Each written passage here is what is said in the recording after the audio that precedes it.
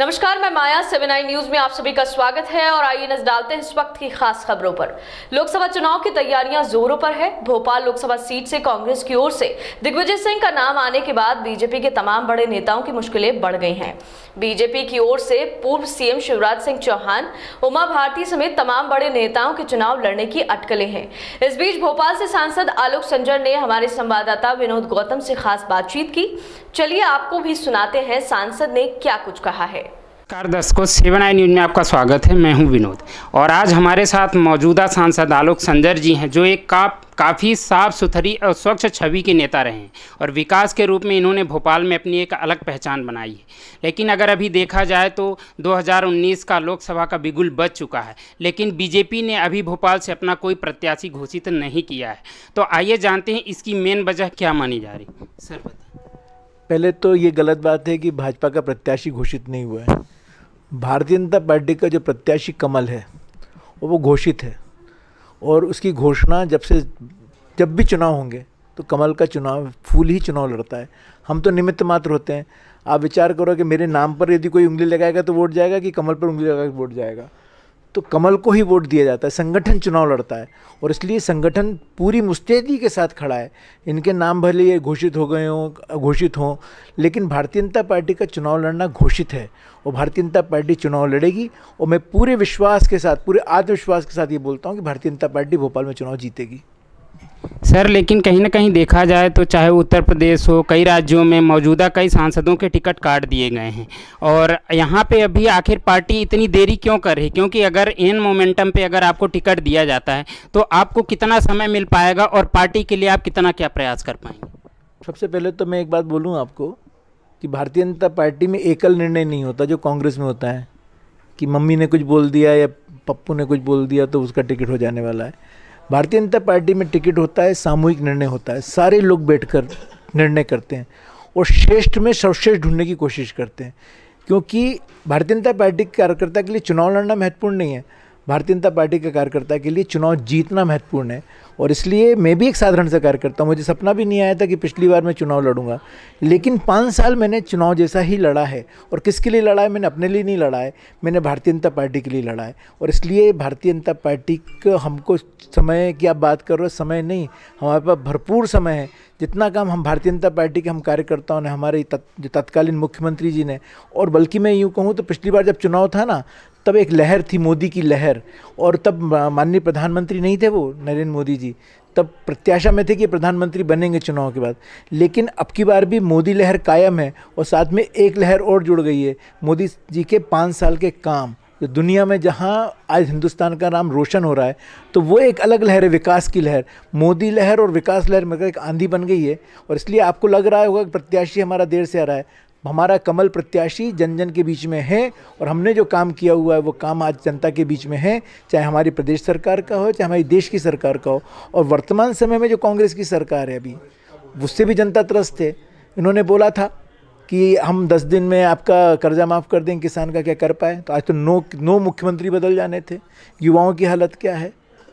आज तो कांग्रेस के विधायक को इस्तीफा देना पड़ रहा है क्योंकि शराब माफिया वहाँ पे धूम मचा रहे हैं, उन पर प्रताड़ित कर रहे हैं जनप्रतिनिधियों को। तो आज मुख्यमंत्री जी को सबको कॉमन मीटिंग करनी पड़ी। शराब माफिया हावी है, भू माफिया हावी है, आपराधिक तत्व सड़कों में घूम रहे हैं, अराजकता की स्थिति मध्य प्रदेश में।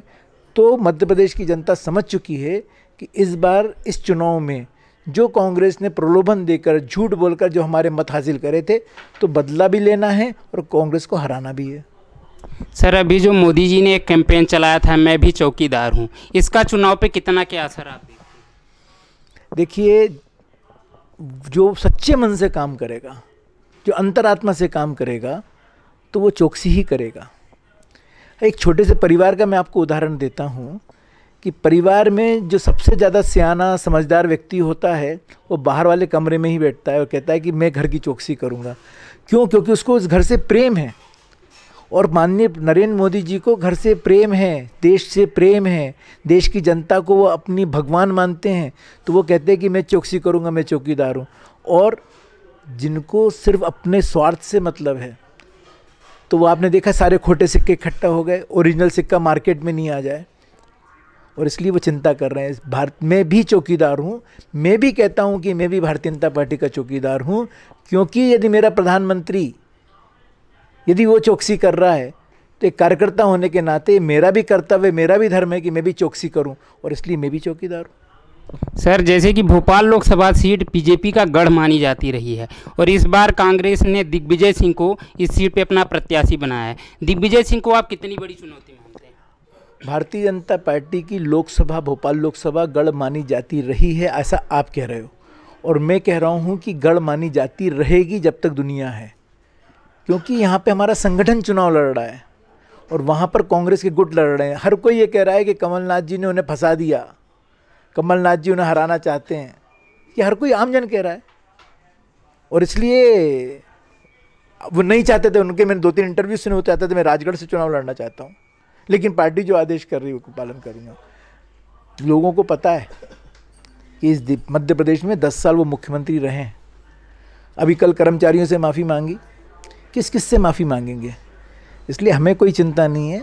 हम लोग पूरी तन्मयता के साथ, पूरी ईमानदारी के साथ, पूरी निष्ठा के साथ अपना सर्वस्व लगा के भारतीय जनता पार्टी का इस गढ़ को कायम रखेंगे। ये अभेद किला है, इस किले को कोई भेद नहीं सकता, क्योंकि कांग्रेस के लोग कभी कभी बोल रहे थे ना कि बॉम्बे से हम कोई सेलिब्रिटी को लेके आ रहे हैं, फिर उन्होंने कहा हम बड़े से बड़े नेता को लड़ाएंगे।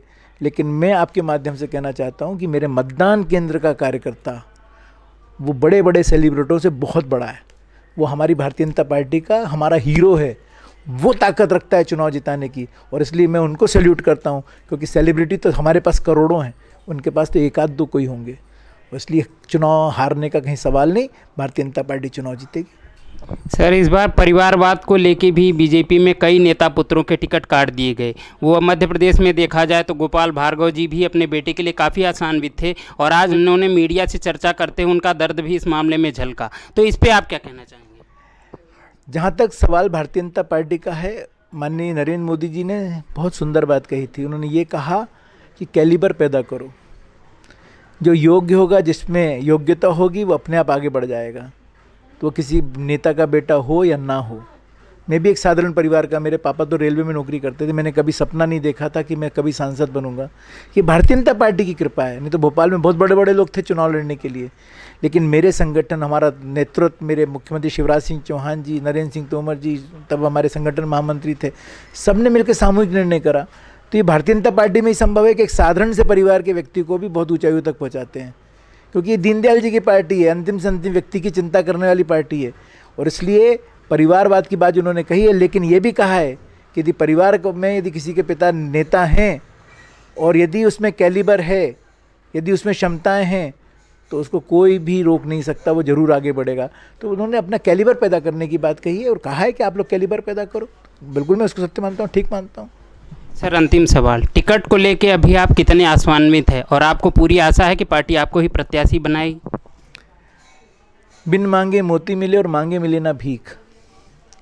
और मैं भारतीय जनता पार्टी का अदना सा कार्यकर्ता हूँ और मुझे कभी भ्रम नहीं रहा कि मैं चुनाव जीता हूँ। भारतीय जनता पार्टी ही चुनाव जीती है। जब मेरा टिकट हुआ था तब मैंने मना करा था कि मैं पैसे चुनाव लड़ूंगा, मैं बहुत साधारण परिवार से हूँ। तब मेरे नेतृत्व ने मुझको ये कहा था कि तुम चुनाव नहीं लड़ रहे हो, बिल्कुल चिंता मत करो, भारतीय जनता पार्टी चुनाव लड़ रही है। और इसलिए मैं भ्रम पालता नहीं कि मैं जीता। मैं आज भी यही कहता हूँ कि भारतीय जनता पार्टी ही चुनाव लड़ेगी। जो भी चुनाव लड़ेगा उसको हम सब मिलकर ताकत के साथ जिताएंगे। मेरे टिकट का, मेरे चुनाव लड़ने का कहीं इसमें कोई प्रश्न नहीं है। मैं सौभाग्यशाली कार्यकर्ता हूँ कि मैं भारतीय जनता पार्टी का कार्यकर्ता हूँ और मैं भगवान से प्रार्थना भी यही करता हूँ कि जितने भी जन्म लूँ और मैं भारतीय जनता पार्टी का कार्यकर्ता बनूँ।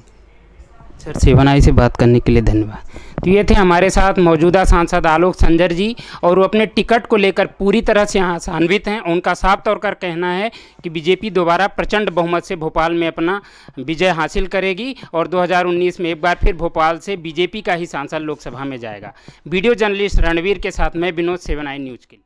खबरों में बने रहने के लिए बेल आइकॉन दबाइए और 7 आई न्यूज़ को सब्सक्राइब करिए।